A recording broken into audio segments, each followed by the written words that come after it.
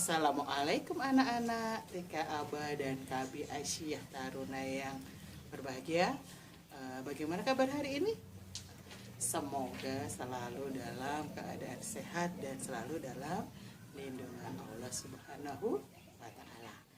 Oke, hari ini kita mau mendengarkan sebuah kisah yang sangat yang sangat besar, sehingga selalu diperingati oleh umat Islam di seluruh dunia. Peristiwa apa itu ya? Nah, peristiwa Hari Raya Kurban atau Hari Raya Idul Adha yang akan kita peringati pada tanggal 10 Zulhijjah, atau yang tahun ini kita peringati tanggal 31 Juli 2020. Oke, sudah siap? Ya, duduk yang manis ya. Putari bacakan ceritanya. Kurban Agung. Dalam sebuah Al-Quran, surat Al-Saffat ayat 102, ada Allah berfirman, yang Putari bacakan artinya, maka tatkala anak itu sampai pada umurnya berusaha bersama-sama Ibrahim berkata, "Hai anakku, sesungguhnya aku melihat dalam mimpi bahwa aku menyembelihmu. Maka pikirkanlah apa pendapatmu." Ia menjawab, "Hai bapakku, kerjakanlah apa yang diperintahkan kepadamu. Insya Allah kamu akan mendapatiku termasuk orang-orang yang sabar."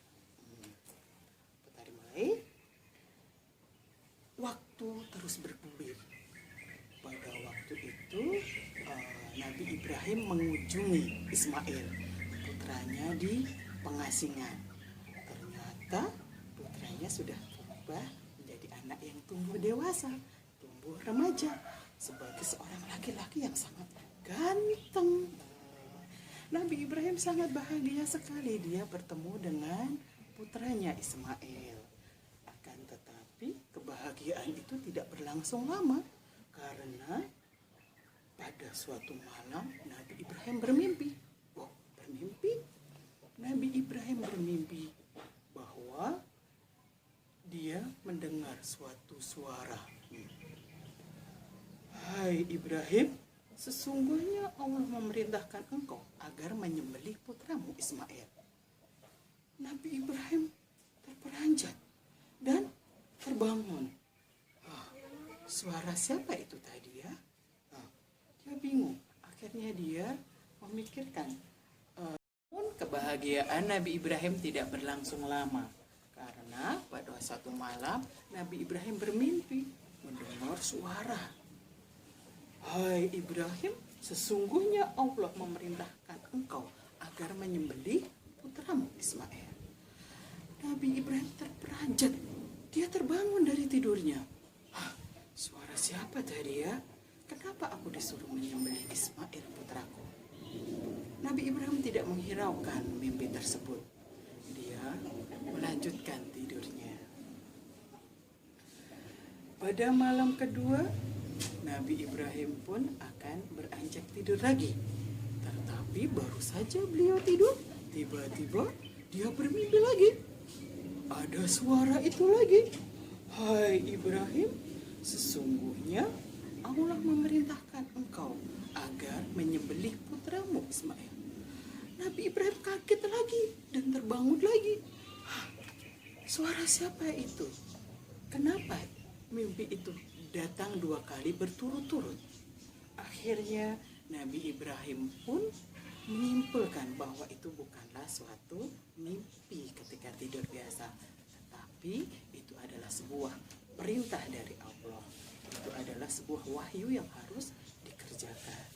Tetapi Nabi Ibrahim tidak melaksanakan pada hari kedua. Pada hari ketiga, Nabi Ibrahim bermimpi lagi. Tetapi Nabi Ibrahim sudah tidak mendengar suara lagi. Nabi Ibrahim sudah melaksanakan menyembelih Ismail putranya. Karena beliau adalah Nabi Ibrahim adalah hamba yang sangat taat kepada Allah, maka dia pun harus melaksanakan ujian itu. Padahal dulu waktu masih bayi, Nabi Ismail itu yang masih bayi sama ibunya dibuang di tanah yang gersang dan tandus. Tidak ada air, tidak ada pohon, tidak ada makanan. Setelah dewasa Nabi Ibrahim mengunjunginya, ternyata Nabi Ibrahim disuruh menyembelih putranya Ismail. Dengan hati-hati Nabi Ibrahim pun berkata kepada Ismail, "Wahai putraku Ismail, apakah engkau percaya kepada Allah dan utusannya?" Ismail pun menjawab dengan lantang, "Iya ayah, aku mempercayai engkau sebagai utusan Allah dan tiada Tuhan selain Allah." Nabi Ibrahim melanjutkan perkataannya, "Hai anakku, sesungguhnya aku melihat dalam mimpiku bahwa aku harus menyembelihmu. Bagaimana menurutmu?" "Wahai ayahku, lakukanlah apa yang diperintahkan kepadamu. Karena sesungguhnya Allah Maha Pengasih dan Maha Penyayang. Engkau akan melihatku sebagai orang yang sabar." Setelah Ismail menyetujui, Nabi Ibrahim pun menghadap ke ibundanya Ismail, yaitu Siti Hajar, menyampaikan mimpi tersebut kepada Siti Hajar. Dengan penuh ketabahan hati, Hajar berkata, "Jika itu memang perintah Allah, maka lakukanlah dan janganlah engkau ragu." Dengan hati yang mantap dan siap, Nabi Ibrahim, Siti Hajar, dan Ismail berjalan ke tempat yang sunyi untuk melaksanakan perintah Allah tersebut. Tetapi di tengah perjalanan ada saja setan yang mengganggunya. Setan iri sekali ketika ada orang yang sangat takwa kepada Allah. Apalagi Nabi Ibrahim sangat patuh kepada Allah. Setan merasa, kenapa sih Ibrahim itu mau menyembelih anaknya? Kenapa sih dia taat sekali kepada Allah? Kenapa sih dia tidak mau menolak saja itu? Akhirnya karena iri, setan berubah menjadi seorang laki-laki. Dia pun menghadang Nabi Ibrahim. Dia bertanya, "Hai Ibrahim, hendak kemana engkau?" Ibrahim menjawab, "Aku akan pergi ke Mina." "Ada keperluan apa ke sana?" "Aku akan menyembelih putraku Ismail, karena itu adalah perintah Allah." "Apakah kamu tidak kasihan pada anakmu Ismail? Sewaktu bayi dia sudah kamu tinggalkan. Setelah dewasa, dia harus kamu sembelih."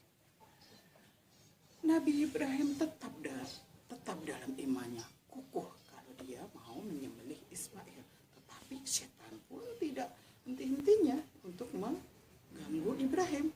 Akhirnya dilemparilah setan-setan itu dengan batu-batu kecil sebanyak 3 kali. Kalau dalam ibadah haji kita kenal dengan lempar jumroh. Setelah sampai di padang yang tinggi, di bukit yang tinggi,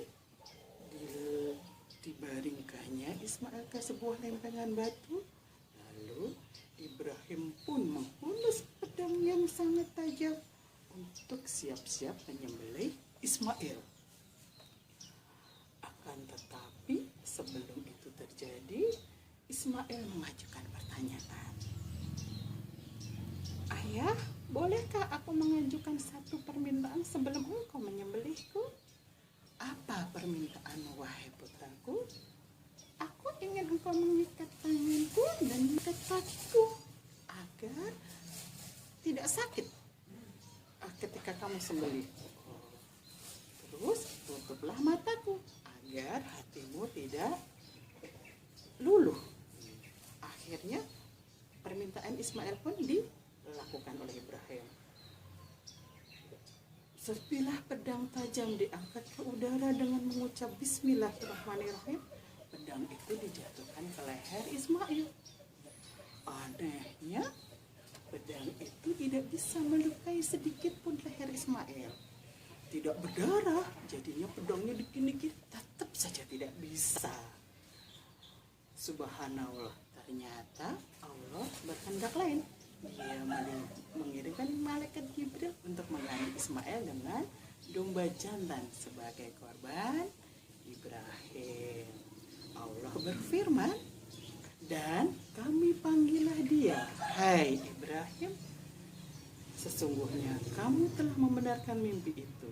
Sesungguhnya demikianlah kami memberi balasan kepada orang-orang yang berbuat baik. Quran Surat Asy-Syaffat ayat 104 dan 105. Sudah selesai kisah ini. Apa ya yang bisa kita ambil dari kisah tadi?